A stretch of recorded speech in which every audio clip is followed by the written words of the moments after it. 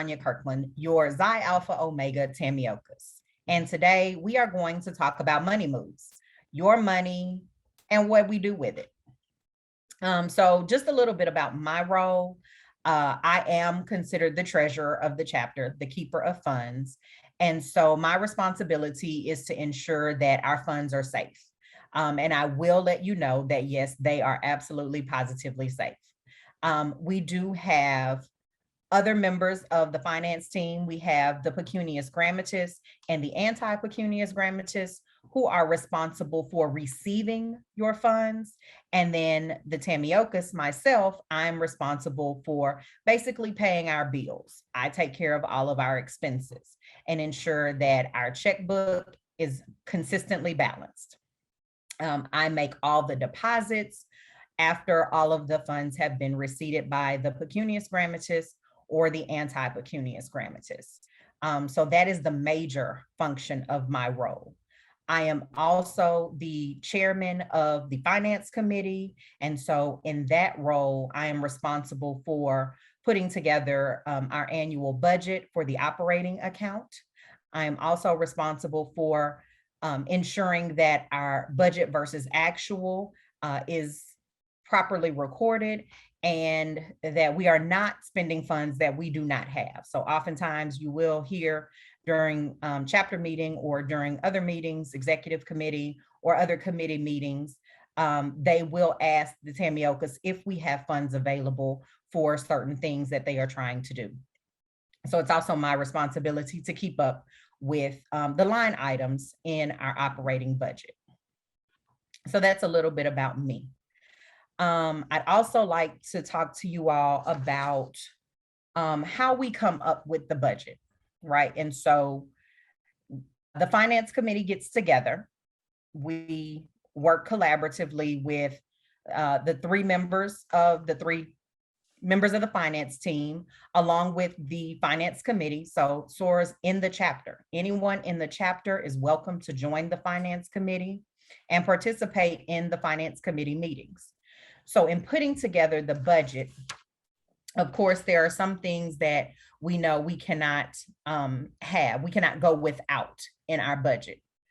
And so we ensure that things like our chapter tax, our national documents, our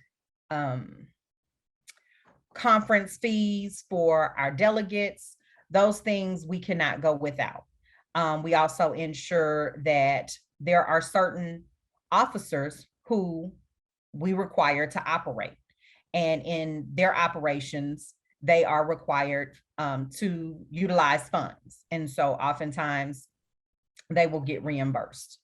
We also have, you all know, we have a courtesies section where we, before COVID, we would make sure that you were fed at every chapter meeting.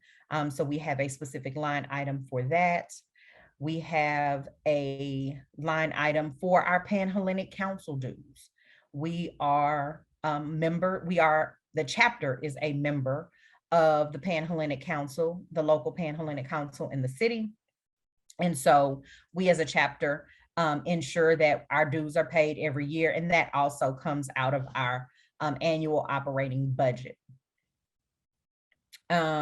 We have a storage that is also, many of you might not know, but that also we pay for on an annual basis, and that is a part of the budget. We also pay for some program activities. I know you all are used to program activities coming from the first Anti-Bacillus, but we do have some program activities that have no benefit to the community. And those things include our participation in Founders Day locally with HMAC, the Houston Metropolitan Area chapters, as well as our National Founders Day, when we participate or send the Bacillus to, it's been in Washington, D.C., it's been in Chicago. So our National Founders Day, as well as our chapter scrapbooks, right? So we have scrapbooks that we send to regional conference to represent the chapter. And so those are things that The chapter does fund, but they represent our programs, but have no benefit to the community. Last in our budget is going to be our miscellaneous expenses. So things like our bank charges, if there are any, we have contingencies. Our PO box comes out of that, and technology and our chapter retreat, two things that we are utilizing right at this moment. So those things are part of our miscellaneous expenses.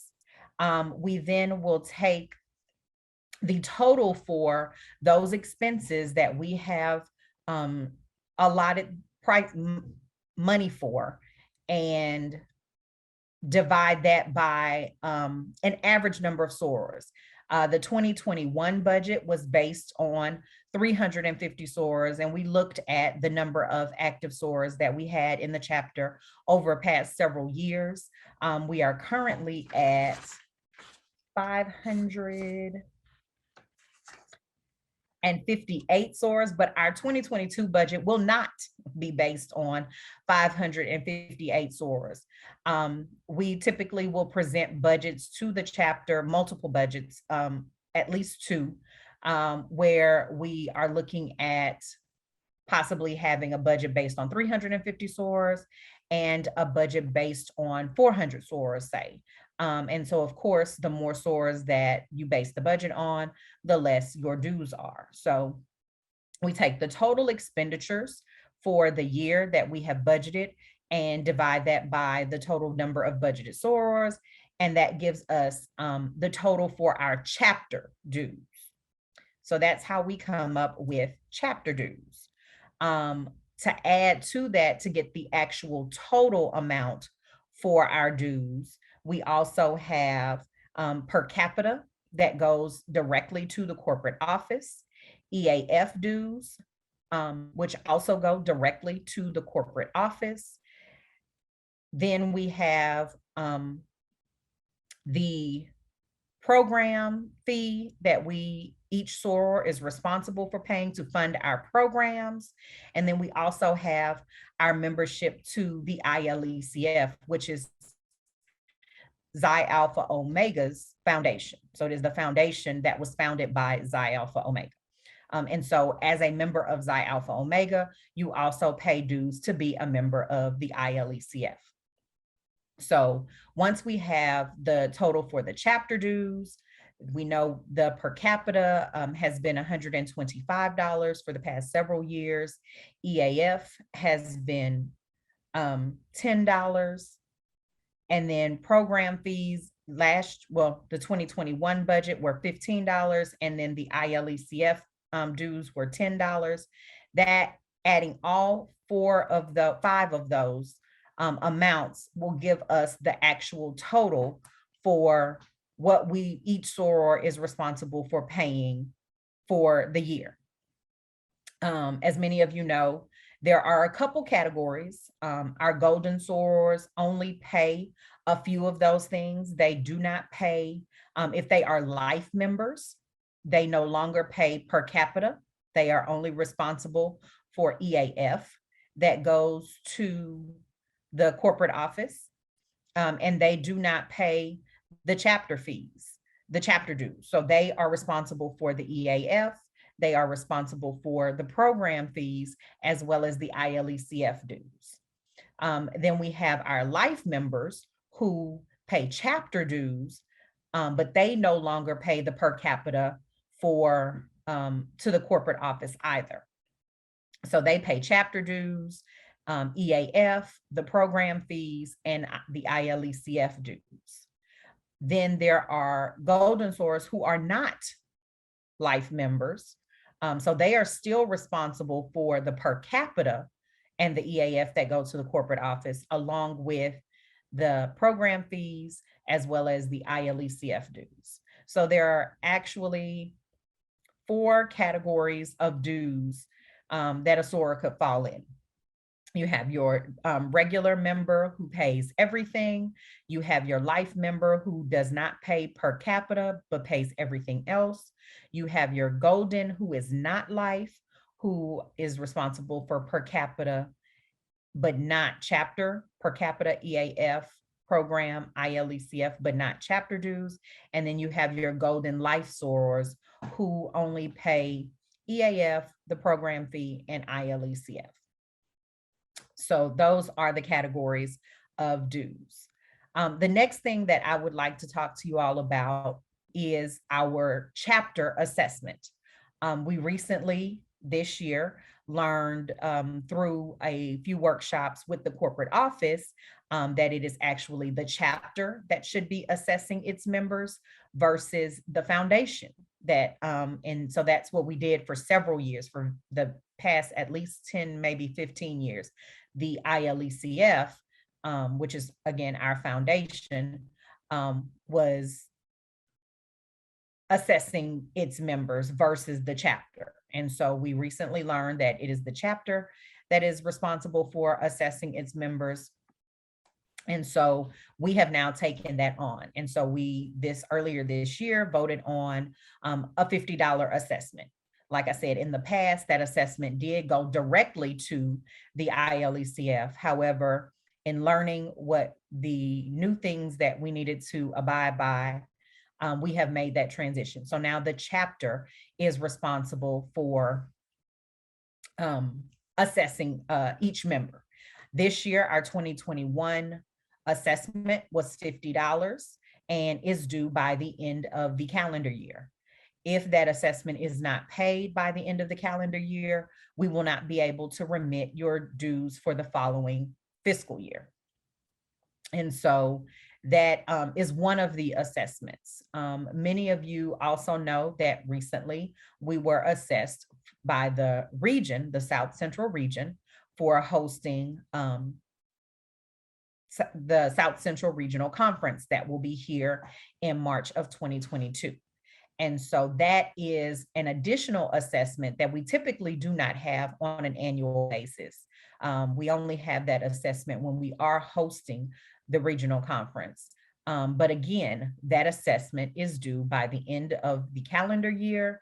And if that assessment is not paid, that can also hold up the ability for the finance team to remit your dues to the corporate office.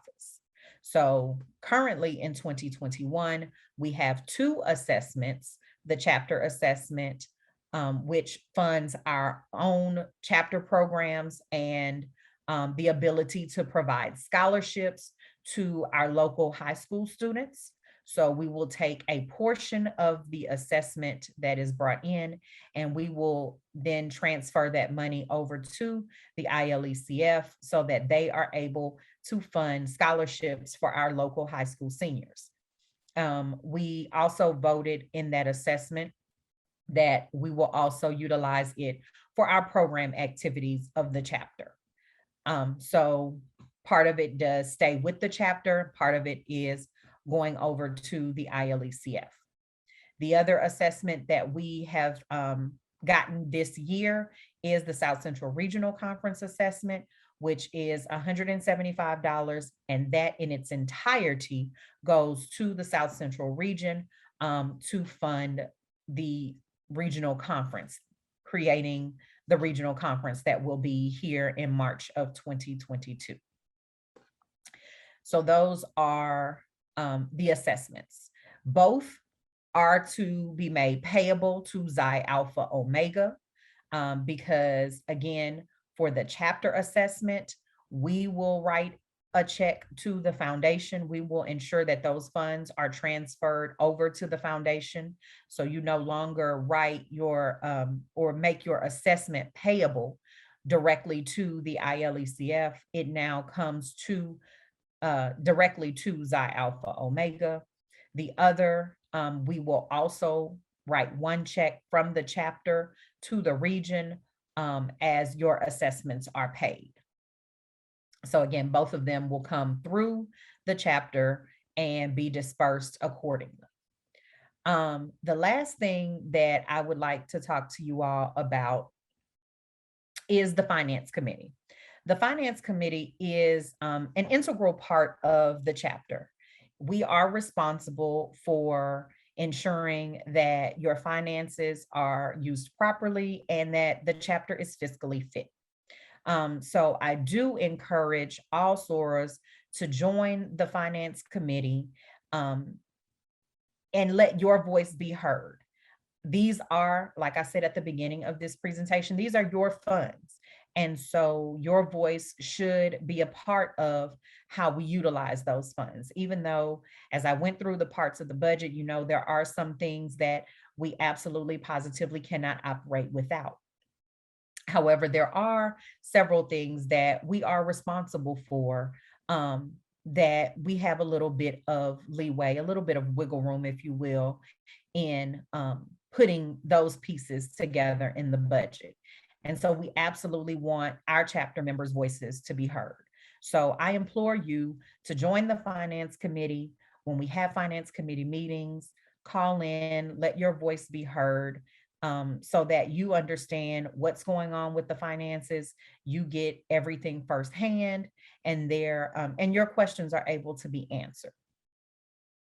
Again, I'm Sonia Kirkland. I am your Xi Alpha Omega Tamiokas. If you have any questions or concerns about your funds in Xi Alpha Omega, feel free to reach out to me. I can be reached at Tamiokas, TAMIOUCHOUS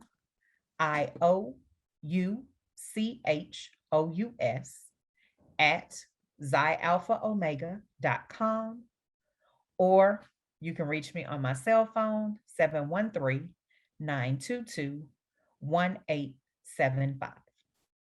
I hope you enjoyed this presentation. I hope it was beneficial and educational, and do not hesitate to reach out to me if you have any questions or concerns about the funds of Xi Alpha Omega. Thank you, and I hope you enjoy the rest of the retreat. Have a great one, Soars.